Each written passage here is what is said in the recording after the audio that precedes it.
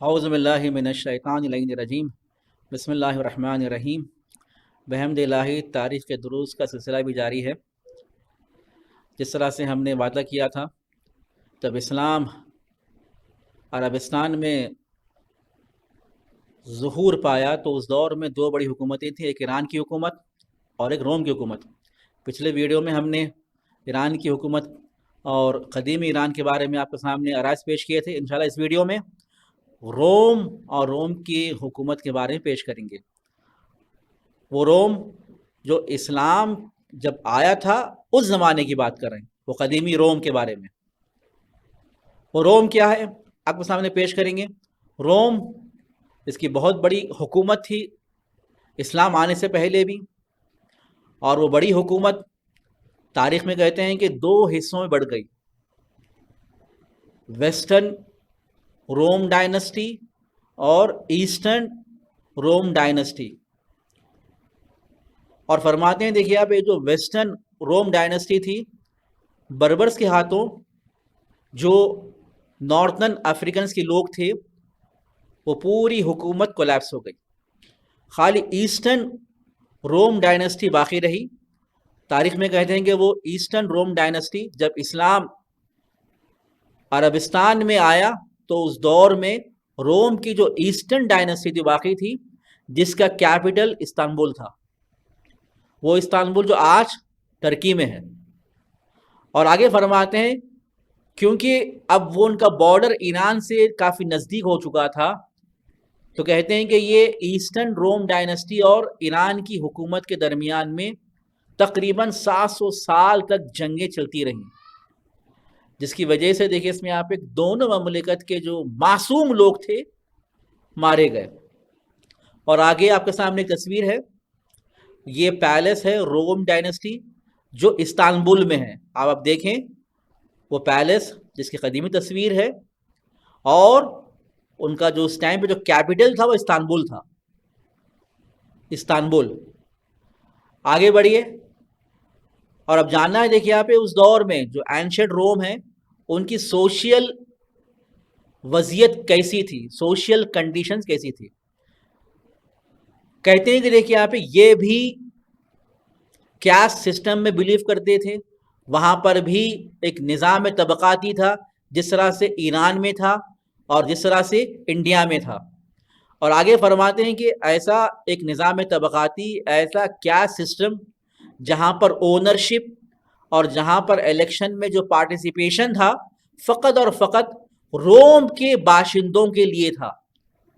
جو روم کا باشندہ نہیں ہے، نہ وہ کسی زمین کا مالک بن سکتا تھا، کسی گھر کا مالک بن سکتا تھا، اور نہ ہی وہاں کے الیکشن میں وہ پارٹیسپیٹ کیا کرتا تھا۔ کون مالک بننا؟ صرف روم کا باشندہ ہو۔ اس سے کیا پتا چل رہا ہے؟ دیکھیے آپ، روم کا باشندہ ہو تو وہ ایک حقیقی انسان ہے، اگر روم کا باشندہ نہ ہو تو انسانی نہیں ہے۔ اور آگے فرماتے ہیں، دیکھیے آپ، یہی جو کیفیت دکھائی دیتی ہے وہاں پر، اگر جو غلام ہے وہاں پر، غلام سلیوز ہیں، اور سلیو دیکھیے آپ پیسے اور ثروت مند لوگوں کی تفریح کے لیے استعمال کیے جاتے تھے، اتنا ان پر ظلم کیا جاتا تھا۔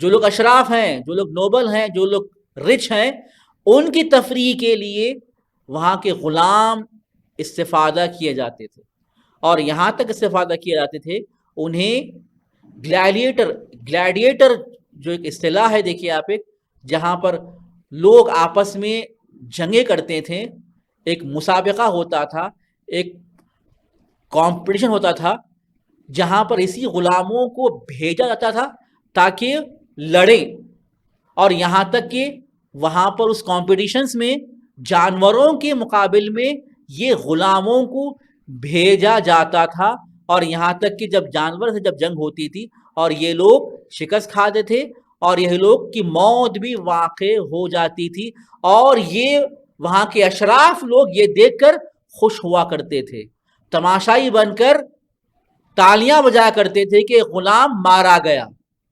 یہ وضعیت تھی، یہ کنڈیشن تھی۔ اب آگے دیکھیے آپ ان کی دینی کیفیت کیسی تھی، توجہ کر رہے ہیں آپ اسی اینشینٹ روم میں اب کیونکہ ہماری گفتگو کیا ہے، وہ روم جو اسلام کے آتے وقت وہاں پر دین کی کیفیت کیا تھی جب اسلام آیا اس دور میں. فرماتے ہیں دیکھیے یہاں پہ اس دور میں، کیونکہ آپ نے دیکھا ہوگا کہ یہی غلام لوگ، یہی محروم لوگ، یہی مظلوم لوگ نے کیا کیا تھا، حضرت عیسیٰ علیہ السلام کے پیغام پر لبیک کہا اور مسیح ہونا شروع ہو گئے، عیسائی ہونا شروع ہو گئے. یہی روم کے لوگ، کیونکہ حضرت عیسیٰ کا پیغام ظلم کے خلاف کا پیغام تھا، عیسیٰ علیہ السلام کا پیغام مظلوم کی حمایت میں تھا، عیسیٰ علیہ السلام کا پیغام عدل و انصاف کا تھا. تو یہی چیز دیکھ کر روم کے جو غلام تھے، روم کے جو محروم طبقہ تھا، وہ حضرت عیسیٰ کے پیغام کو سن کر عیسائی ہو گیا.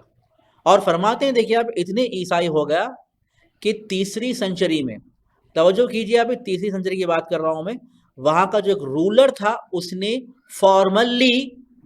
فارملی دیکھیے اس میں آپ ایک اپنے روم میں کرسچینٹی کو ایک فارمل حیثیت دے دیا اور کہا کہ اب حکومت روم کا مذہب عیسائیت ہے اور مسیحیت ہے.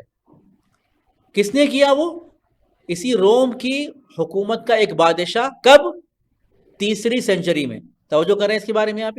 لیکن آپ جانتے ہیں دیکھیں اس میں آپ یہی کرسچینٹی جب اسلام آیا 600 سینچری میں، 6 سینچری میں، معذرت کے ساتھ دیکھیں آپ 6 سینچری میں یہی مسیحیت، یہی عیسائیت منحرف ہو گئی، تحریف ہو گئی، اور حضرت عیسیٰ علیہ السلام کے جو اچھے پیغامات تھے اسے منحرف ہوتے ہوئے جہاں پر توحید تھا، جہاں پر سب یکسانیت تھی، اب وہاں پر شرک آ گیا، وہاں پر تثلیث آ گئی، وہاں پر ٹرینٹی آ گئی. کیوں آ گئی وہاں پر؟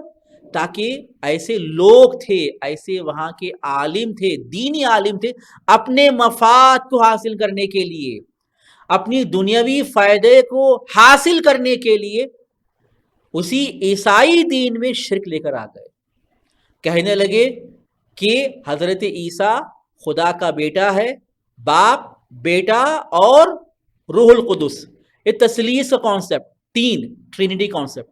اور وہیں پر کیا کہ انہوں نے نظام طبقاتی بھی لے کر آ گئے، کاسٹ سسٹم لے کر آ گئے، تاکہ محروم کو اور محروم کیا جائے، غلاموں کو اور دبایا جائے، اور وہ طبقہ جو اشراف سے تعلق تھا ان کا مقام اور اضافہ ہوتا جائے.